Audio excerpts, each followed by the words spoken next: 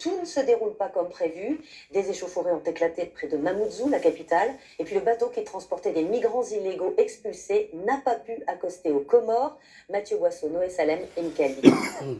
Bande de voyous que vous êtes. Pour le début de l'opération des forces Comorés de de l'ordre merde. à Mayotte, la réponse des délinquants a été immédiate.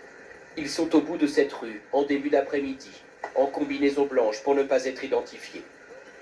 Des jets de pierre, puis la fuite, quelques instants plus tard, sur les hauteurs de la ville de Mamoudzou. La confirmation, s'il en fallait une, qu'il faudra du temps pour que le calme revienne. Au premier jour de leur intervention, les policiers et gendarmes ont multiplié les contrôles partout dans l'île, à la recherche de délinquants, de migrants clandestins ou d'armes. Et la voiture, elle a qui, s'il vous plaît? Comme beaucoup d'habitants, cet automobiliste est soulagé de voir le département quadrillé.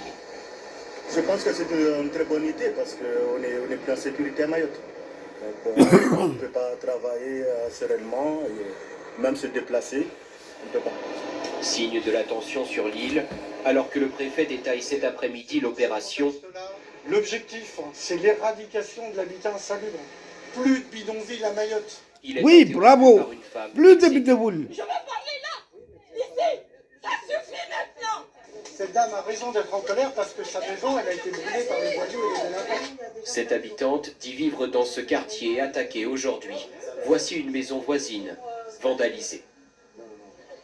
Demain, le démantèlement de bidonville devrait commencer. Celui-ci Samuel. pourrait être le premier détruit. Bravo, bravo, Ici sont déjà franchement. partis, surtout les sans-papiers de peur d'être arrêtés.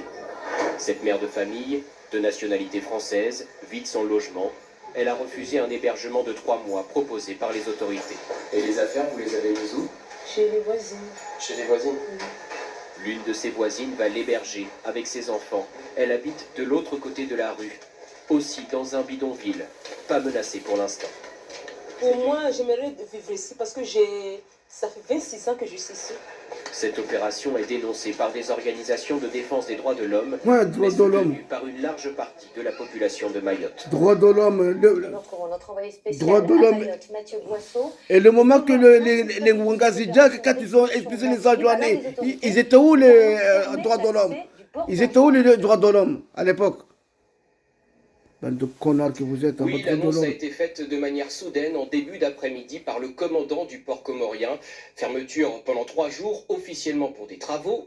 Impossible donc d'accoster. Un bateau venu de Mayotte a donc dû faire demi-tour. À son bord, certains de ses passagers étaient des migrants clandestins expulsés. Et justement, depuis plusieurs jours, le gouvernement comorien explique qu'il ne souhaite pas accueillir davantage de ressortissants expulsés qu'il ne le faisait avant le début de l'opération, ici à Mayotte. Les autorités françaises expliquent que dans ce dossier, les intérêts des deux pays sont les mêmes, mais clairement, cette opération se jouera autant sur le plan sécuritaire que diplomatique.